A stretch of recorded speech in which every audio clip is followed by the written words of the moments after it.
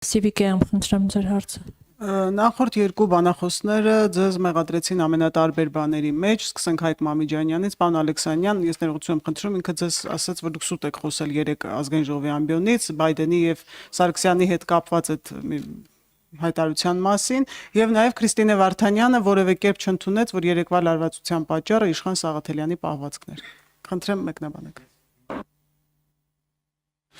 Շատ շնորհակալ եմ հարցի համար, պարոն Մամիջանյանը իրականում փոքրինչ սեթևեթել է, ասելով թե ես եմ սուտ խոսել, որտեվ ես չեմ խոսել ազգային ժողովի ամբիոնից։ Ես ազգային ժողովի ամբիոնից ցուցադրել եմ տեսանյութ, որտեղ խոսում է Ջո Բայդենը, հետո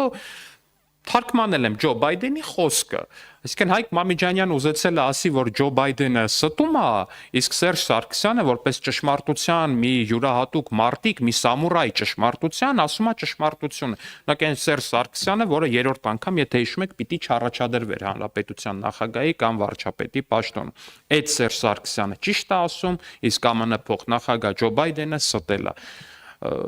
Ռոբերտ Քոչարյանի թիմն էլ պնդում է, թե Ամերիկայի բարձրաստիճան դիվանագիտներն են ստել WikiLeaks-ի թղթերում, թե իբր որ երբ որ ասել են, որ Ռոբերտ Քոչարյանը ասել է ԱՄՆ նախագահին, որ եթե Թուրքիայի հետ սահմանը բացվի, ինքը պատրաստ է գնալ ԱՄՆ սենատում խնդրել, որ չընդունեն ցեղասպանությունը դատապարտող բանաձևը։ Մի խոսքով ամբողջ աշխարհը ստում են Սերժն ու Քոչարյանը ճշմարտության վերջին մոհիկաններն են։ Հավատացեք Սերժին ու Քոչարյանին։ Նրանց ասածը այդպես կարելի է վերաձևակերպել։